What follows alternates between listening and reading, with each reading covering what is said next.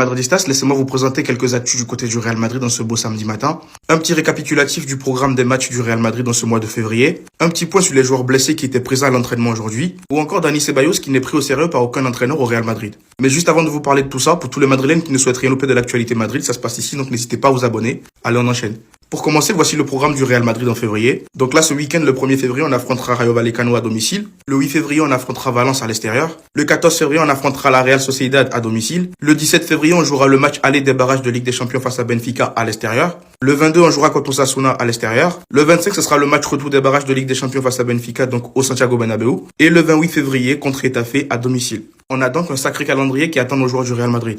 Et laissez-moi vous dire, il y a beaucoup de choses qui peuvent se passer en très peu de temps. Ce matin a eu lieu le dernier entraînement du Real Madrid avant d'affronter le Rayo Vallecano. Seul Eder Militao manque à l'appel. Et donc au passage, Ferland Mendy, Trent Alexander-Arnold, Antonio Rudiger sont bien présents à l'entraînement. Après, ça ne veut pas forcément dire que ces joueurs-là seront convoqués pour le match de demain. Dans tous les cas, je vous tiens informé. Comme d'habitude, quoi. Mais ça fait plaisir de voir quelques têtes de retour. Et la question qui va se poser, ils sont de retour jusqu'à quand?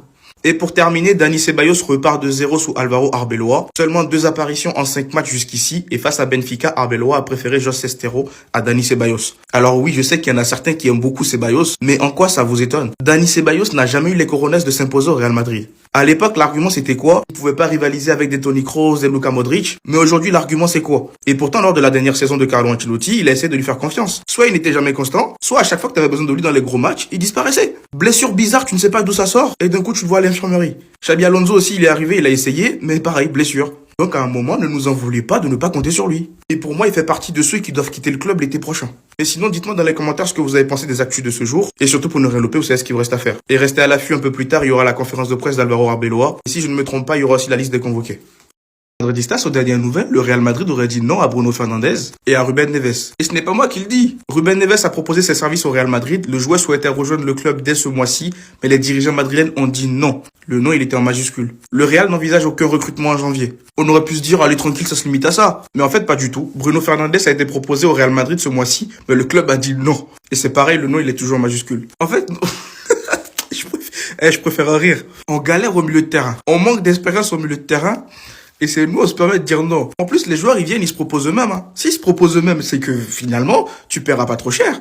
Quitte à leur faire des, des contrats de, 2 ans ou des prêts. Moi, j'en sais rien. Trouve une solution. C'est comme si t'avais faim, t'as pas mangé depuis 2 jours, et t'as un mec qui vient, qui te tend une baguette de pain, et toi, t'es là, non, je veux pas. Et je vois venir tous ceux qui vont me dire, ouais, mais ils sont vieux. En attendant, les jeunes qu'on a au club, ils font quoi? Chouameni, Camavinga, Arda Güler, ils font quoi? Ils font quoi tout cela? Et tu te permets de refuser des joueurs expérimentés et qui ne sont pas nuls, qui ont du talent. Malgré le âge, ils affichent encore du niveau. Après, ça reste mon avis. Sinon, au passage, Antonio Rudiger a été aperçu à l'entraînement. On ne sait pas encore s'il va être convoqué pour le match face au Rayo Vallecano. On verra bien demain. Et c'est pareil pour Trent Alexander-Arnold. Apparemment, il a été aperçu à l'entraînement et on ne sait toujours pas s'il sera convoqué ou pas. Mais il est très proche d'un retour. Et pour finir, une petite statistique qui va vous faire plaisir. Le Real Madrid n'a remporté qu'un seul des 5 derniers matchs face au Rayo Vallecano. Et c'était en mars dernier au Bernabéu, victoire 2-1 avec des buts de Mbappé et Vinicius Junior. 5 matchs face au Rayo Vallecano, une victoire. En plus, je n'ai pas de bons souvenirs de notre match face au Rayo la dernière fois. Ils nous ont pris pour leurs gamins, ils jouaient au football devant nous. En plus, je crois qu'ils nous ont battus. Actuellement, le Real Madrid souffre. Nous, les supporters, nous souffrons. Mais bon, j'espère que c'est pour un moment. Il y a les Barcelonais qui se moquent de nous, je vous vois dans mes commentaires. Mais bon, qu'est-ce que vous voulez que je vous dise? Dites-moi ce que vous en pensez dans les commentaires. Et surtout pour ne rien louper, c'est ce qu'il vous reste à faire. Abonnez-vous.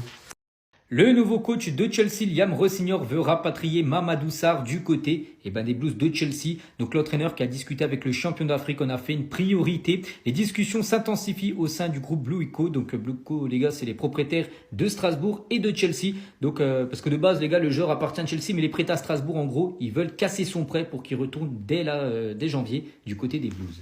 Du côté de l'Olympique de Marseille, ça bouge également. Les discussions reprennent pour la venue d'Abdelli à l'OM dès cet hiver concernant le joueur algérien. Donc les deux clubs vont tenter de trouver un accord avant la fin du mercato. Dans l'intérêt de tous, dans ce dossier, n'oubliez pas que la fermeture du mercato est prévue lundi soir.